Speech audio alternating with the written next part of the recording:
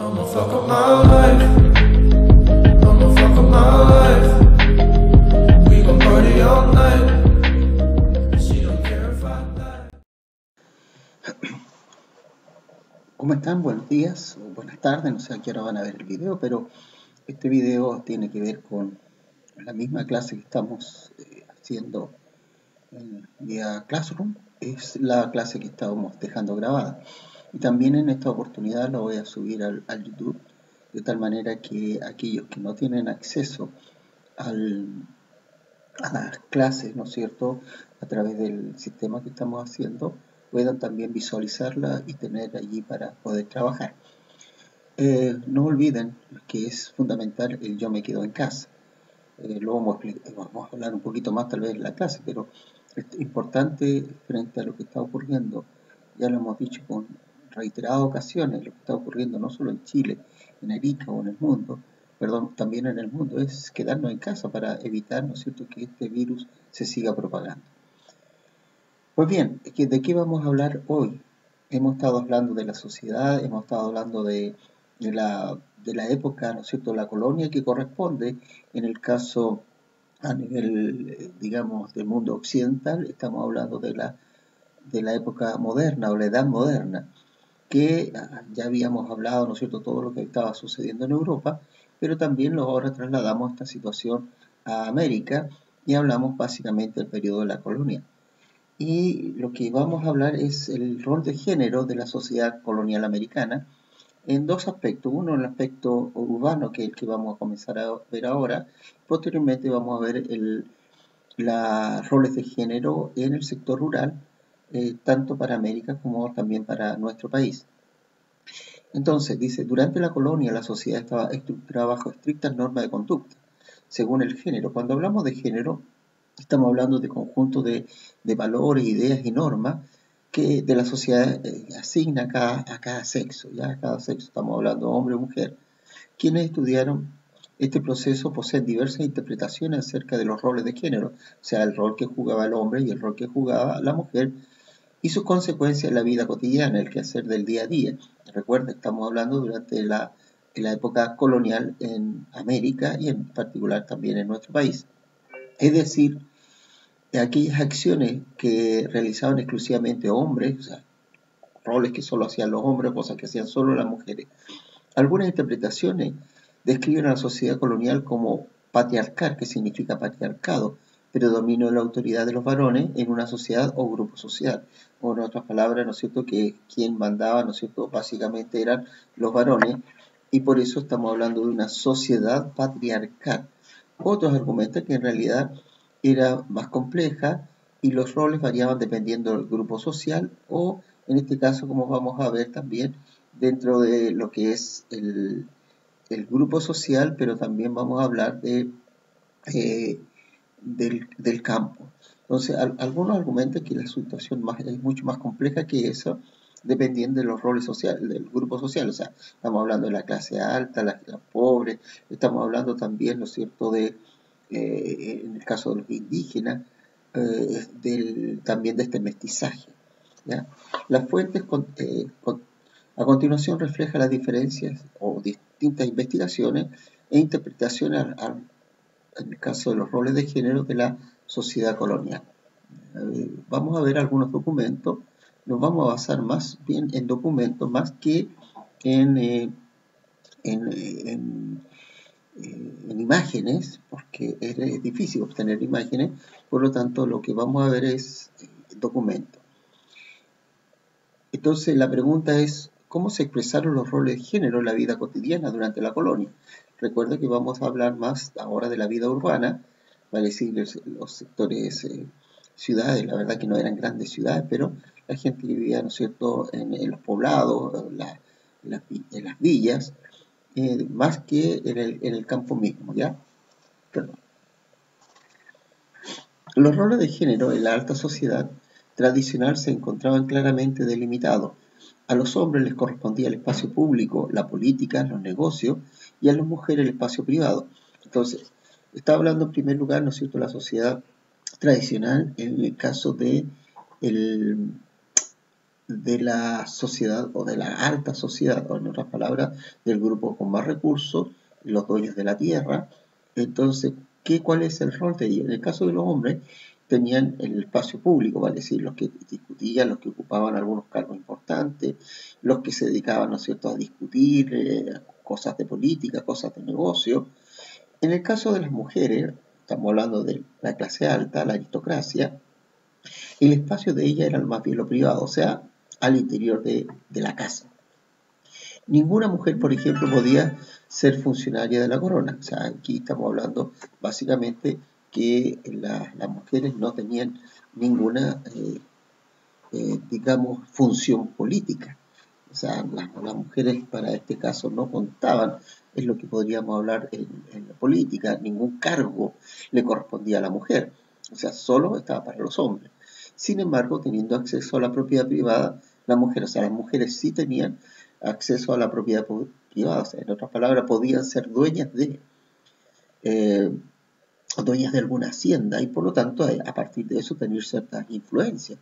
Encontramos, por ejemplo, en la historia de Chile, algunas mujeres que destacan por tener, ¿no es cierto?, propiedad o ser propietarias de grandes territorios. Una de ellas que destaca es, por ejemplo, Catalina de los Ríos Liesberger, que es más conocido como la Quintrala, que era dueña de extensos territorios.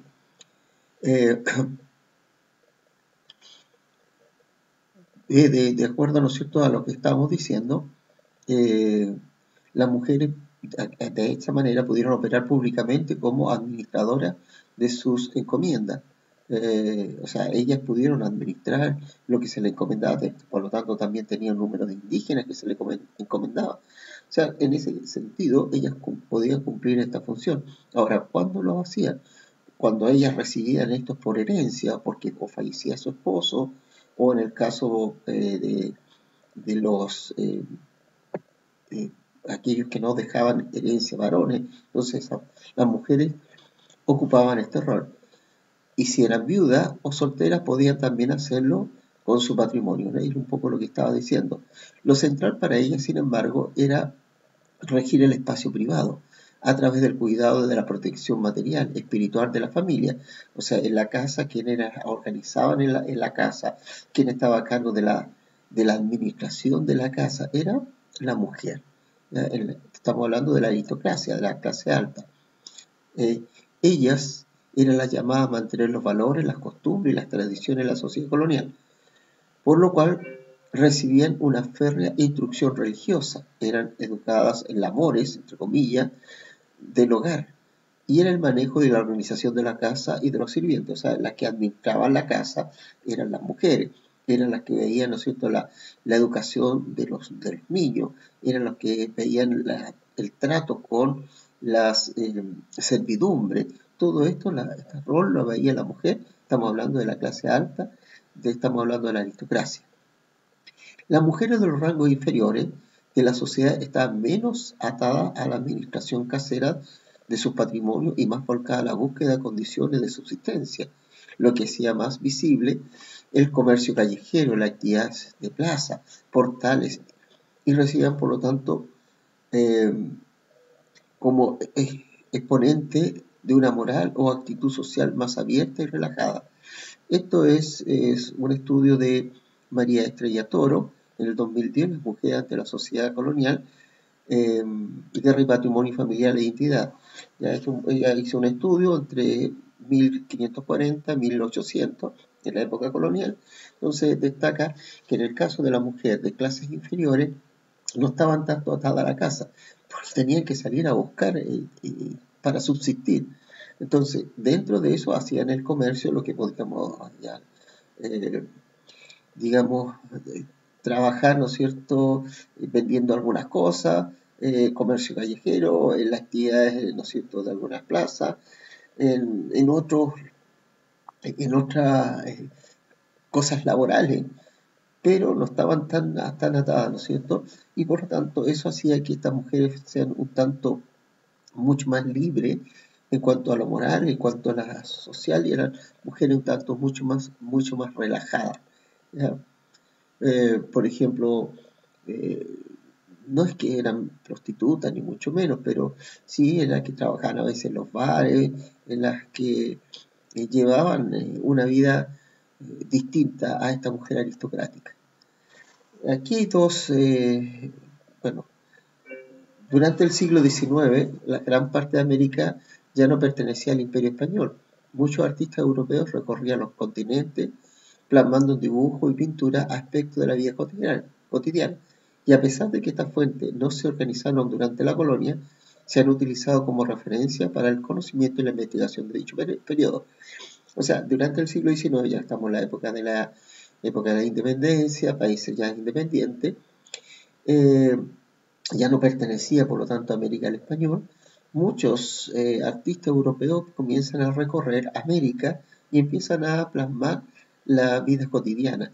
¿Por qué va a ser importante? Porque de alguna manera quedan rasgos de la época colonial en aquella época de lo que había sido el dominio español aquí en América.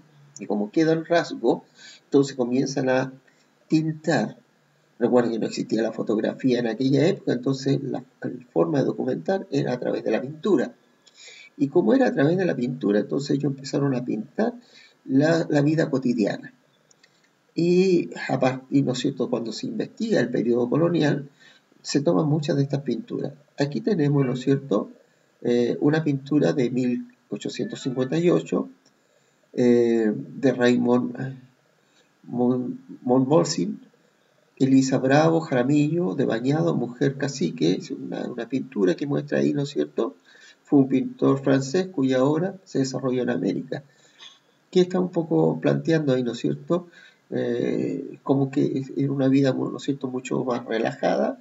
Si ustedes se fijan el tipo de niños que aparecen allí, el tipo de personaje que encontramos en esta pintura, si bien es cierto, destaca a la mujer en primer lugar, junto con sus niños, ¿ya?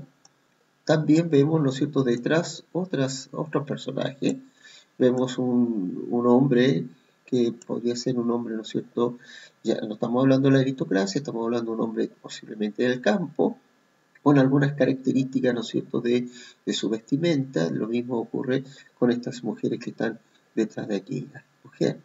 Entonces nos muestra, ¿no es cierto?, también las características físicas de estos niños, principalmente el color de su piel, y que nos hablan de alguna manera, ¿no es cierto?, cuál es el rasgo o las características de la vida y el rol, ¿no es cierto?, de las mujeres, en este caso una mujer cacique, no estamos hablando de la clase alta, por eso hablamos de una moral distinta. Por ejemplo, una mujer de clase alta no se pintaría así, de lo mismo tampoco los niños no los pintarían de esa misma manera, y por lo tanto la moral y las características son totalmente distintas de una mujer que es, digamos, de clase inferior a una mujer que era de la clase alta.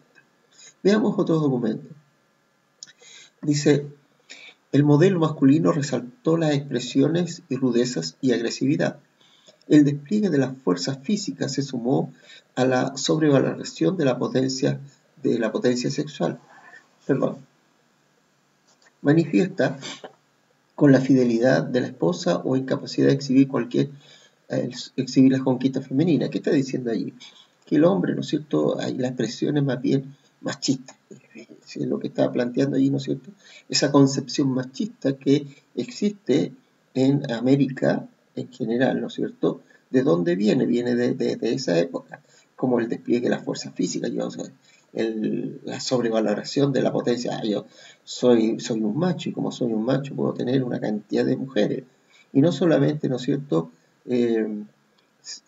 esta situación se manifiesta en su capacidad inclusive de exhibir las conquistas aún siendo casado. Es decir, yo tengo varias mujeres, tengo varias amantes. Ese concepto, lo que está planteando aquí este documento de Verónica Undurraga, está planteando básicamente, ¿no es cierto?, las características de esta sociedad. Su validez debió verificarse cotidianamente en el reconocimiento de sus pares, o sea, mostrar ante los demás, yo soy un macho. Y eso en la sociedad colonial era muy manifiesto, y por supuesto, ¿no es cierto?, es la herencia que hoy día tenemos los países americanos con demostrar como esta hombría o esta ser macho ante los demás. Por ello fue habitual que parte importante de las disputas varoniles que desembocaron en hechos de violencia ocurrieran en espacios fuertemente androcéntricos. ¿Qué significa androcéntrico? Práctica, consciente o no, de otorgar al género masculino, la posición central en la historia de la sociedad y la cultura. En otras palabras, el macho, ya, yo soy el macho. Y básicamente como las pulperías o bodegones, que eran las pulperías donde se vendían los productos básicos para subsistencia en las ciudades. En otras palabras, eran los lugares, ¿no es cierto?, donde se concentraba la población. Quien atendía en estas pulperías generalmente eran mujeres, por lo tanto ahí llegaban estos hombres a mostrar, ¿no es cierto?, ser conquistadores, venía otro, se peleaban, o en los bodegones, que era el lugar donde se vendían principalmente los licores o el vino, la chicha, y ahí es donde, ¿no es cierto?, surgían estos conflictos, estos productos, ¿no es cierto?, decir yo soy mejor que el otro, yo soy más macho que el otro, y ahí comenzaban las peleas, los conflictos y la violencia, dentro de las cuales cada gesto y palabra eran medidos según la capacidad de exhibir o mermar la hombría de los protagonistas ante el grupo de espectadores, mostrarse como el macho. Por ejemplo, hay sociedades que son muy particulares, como en el caso de la sociedad mexicana, que posteriormente, ¿no es cierto?, ellos comienzan a utilizar armas de fuego. Y estamos hablando ya de la época republicana, ¿vale? Sí, cuando México era independiente. El mostrar, ¿no es cierto?, que yo soy un macho. Lo muestran a través de las múltiples canciones, las canciones rancheras de México, muestran, ¿no es cierto?, estas características como esta hombría. De ahí vienen conceptos, como por ejemplo que los hombres no deben de llorar o cosas parecidas, o que no deben mostrar debilidades. Entonces, ahí, ahora, ¿dónde aparece la raíz de todo esto? Justamente, ¿no es cierto?, en la época colonial. El otro documento, que es de Francisca Rincón Sánchez, que es una investigadora que acerca de los roles de género en la sociedad indígena. Vimos, ¿no es cierto?, básicamente en la sociedad, digamos, del hombre más blanco o el mestizo. Pero ¿qué pasa en los indígenas? Las culturas indígenas latinoamericanas, antes de la conquista europea, eran más igualitarias, presentaban un reparto más equitativo de roles, del poder y de la responsabilidad entre el hombre y la mujer. Al contrario de la cultura occidental, si nosotros vamos a la raíz de las culturas indígenas, todos eran igualitarios, cumplían roles distintos, pero eran igualitarios. De hecho, ¿no es cierto?, si vamos a la cultura aymara, a la cultura inca, vamos a encontrar, ¿no es cierto?, el rol del hombre y encontramos el rol de la mujer. La Pachamama, que en este caso la hembra, por así decirlo, tiene un rol fundamental en el desarrollo de la cultura. La mujer tuvo un desarrollo importantísimo en las culturas aborígenes, en la cultura aymara, no así en el caso del español. Pero ¿qué significó cuando llegó el español? La imposición violenta de una religión judeocristiana en que la mujer es sinónimo de pecado.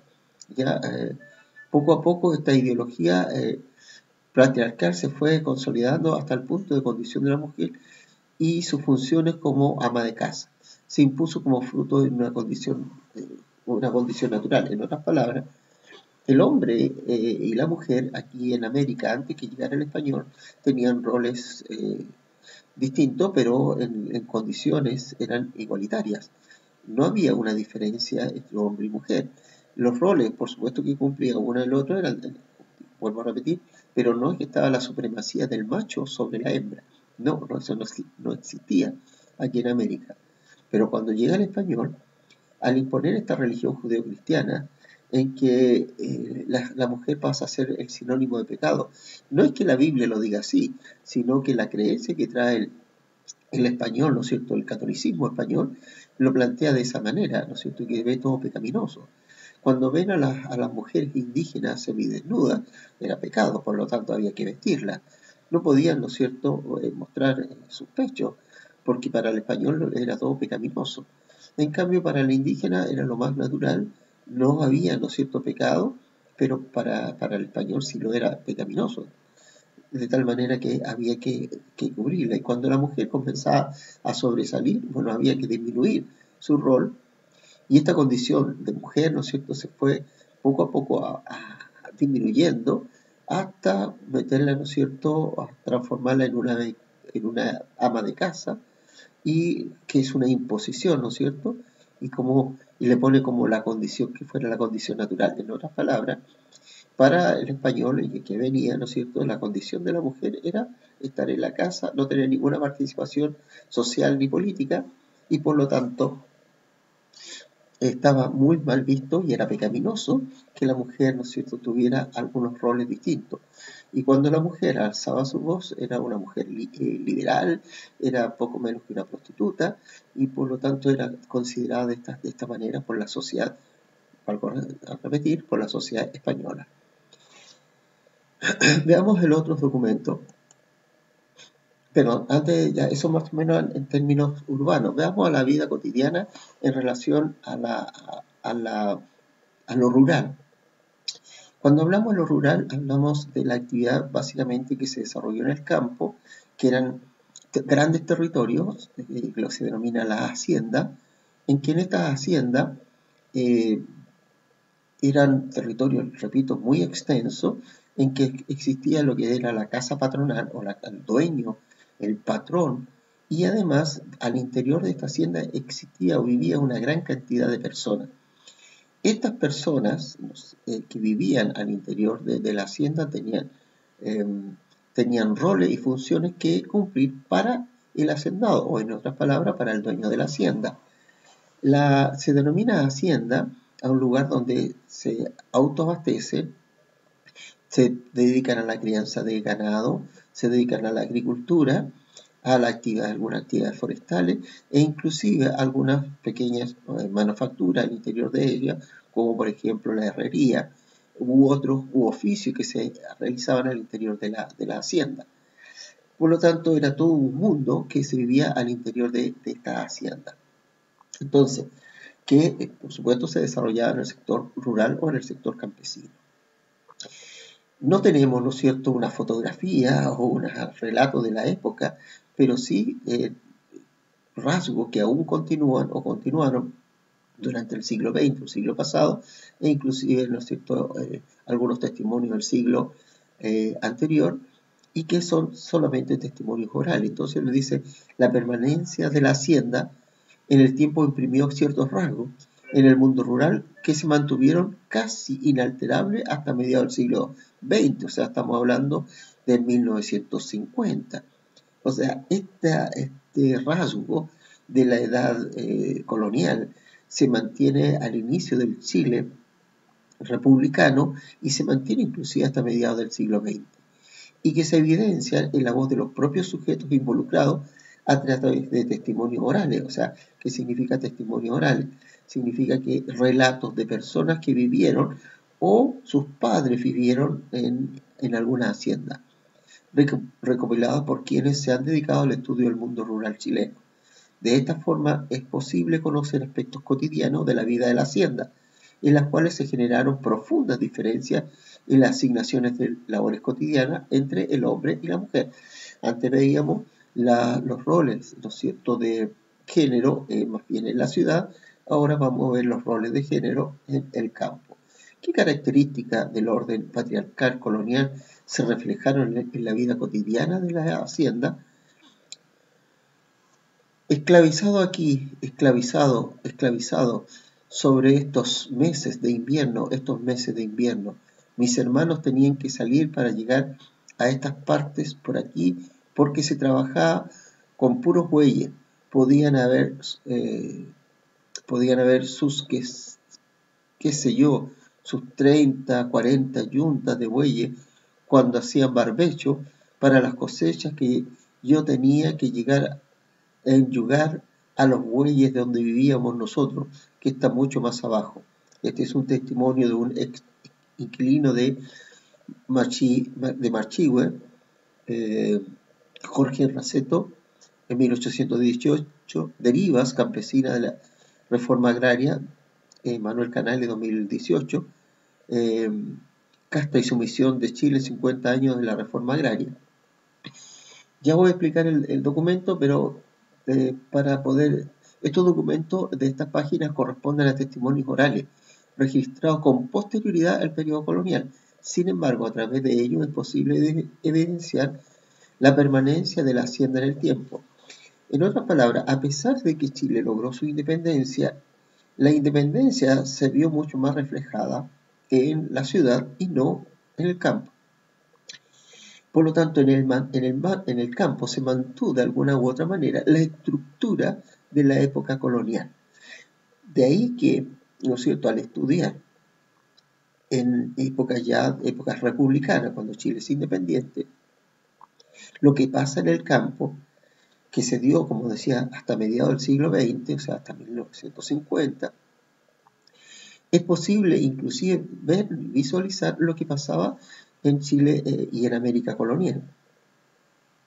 Que lo que dice que prácticamente se encontraban esclavizados, trabajando, que para ellos la vida en el campo era una vida cotidiana, no existía feriado, no existía domingo inclusive, no existía nada, sino que solo era trabajo, solo trabajar.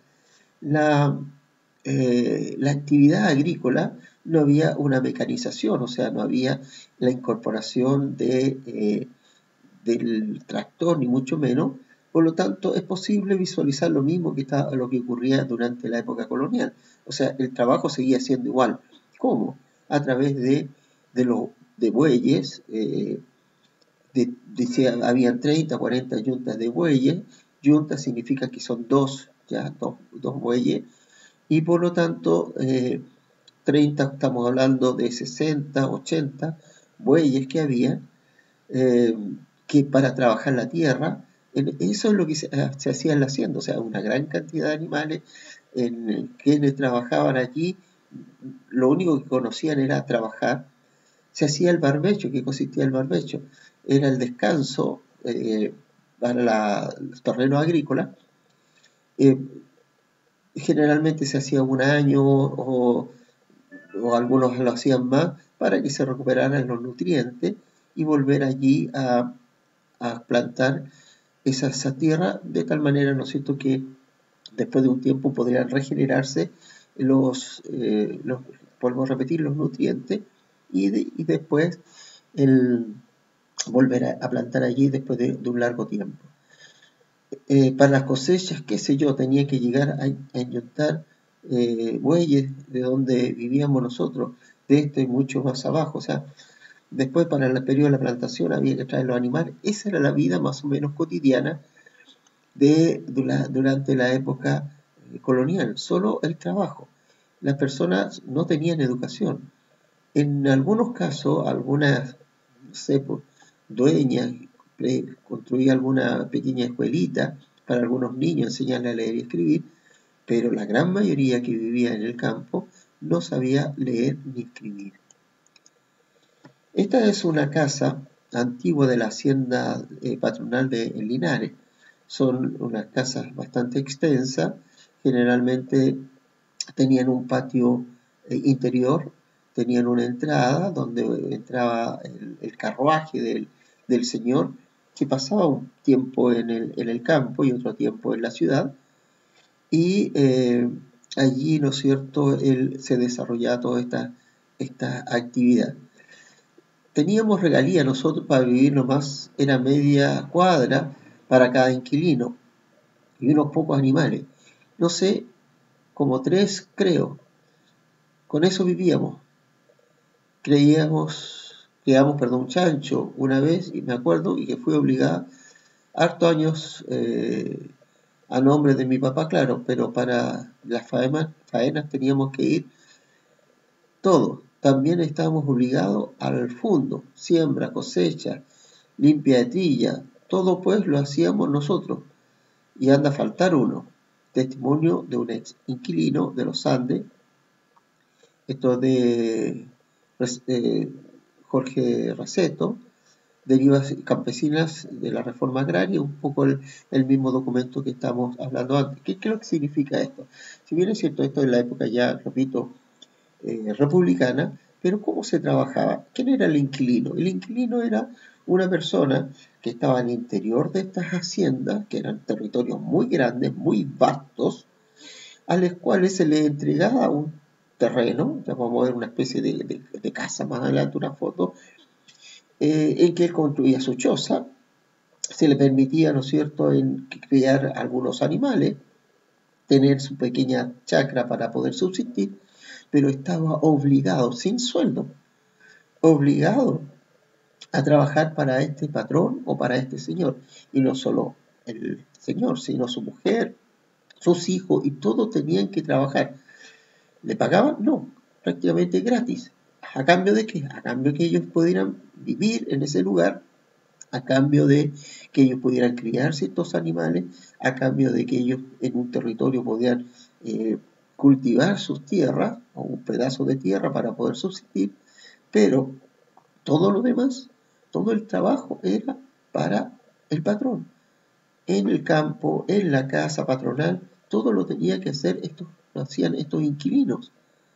Ahora, habían hombres libres, en la época que tenían sus propias herramientas, y que en las épocas de cosecha andaban de una hacienda a otra hacienda trabajando y a ellos se les pagaba algunos dinero.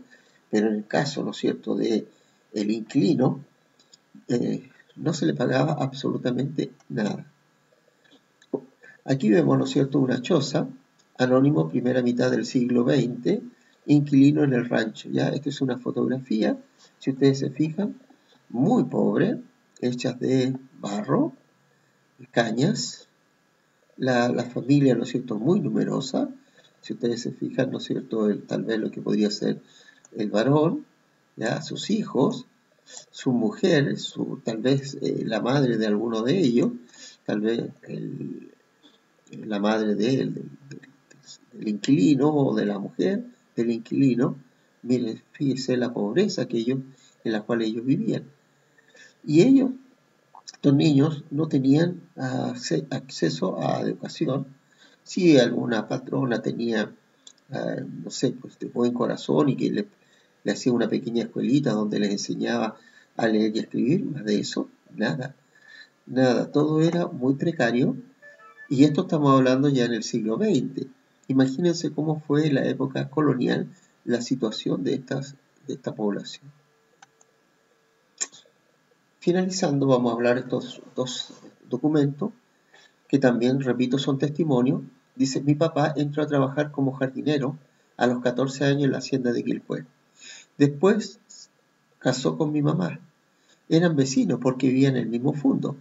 Y antes que se casaran y antes se casaban ahí mismo. O sea, no tenían acceso a salir de esta hacienda, por lo tanto, ¿dónde se conocían? En el interior del mismo fundo o en la misma hacienda. De tal manera que estas personas que se casaban pasaban a formar el inquilinato, o sea, otros sirvientes para este patrón. Mi papá tenía 27 años y mi mamá 14 cuando se casaron. Mi mamá era cocinera del palacio, cuando estamos hablando del palacio era la casa patronal. Vivía en el cañón de Pieza, que era el nombre que se daba donde vivían porque era una tirada de casa. Ya, aquí ya no estamos hablando de una época en que le daban un espacio, un rancho para vivir, un espacio, sino que eran casas donde se le entregaban 2 o 3 piezas a los inquilinos para que ellos pudieran hacer su vida, pudieran, no sé, cocinar, criar a sus hijos, etc. Como estaban todas juntas, pusieron el cañón de Pieza. Ahí vivía mucha gente y mi mamá tenía 2 piezas. Este es un relato de una mujer nacida en 1937 en la hacienda de Quilpué. Por lo tanto, estamos hablando que Jimena Valdea es una geógrafa chilena que ha investigado los cambios sociales y las condiciones de las mujeres y relaciones de género entre el medio rural. Por lo tanto, la mujer estaba obligada a trabajar para el patrón sí o sí. En el caso del varón, la misma situación y la misma condición. Aquí hay otro relato también, ¿no es cierto?, rescatado también por esta investigadora, Dice, eran pocas las mujeres solteronas que quedaban.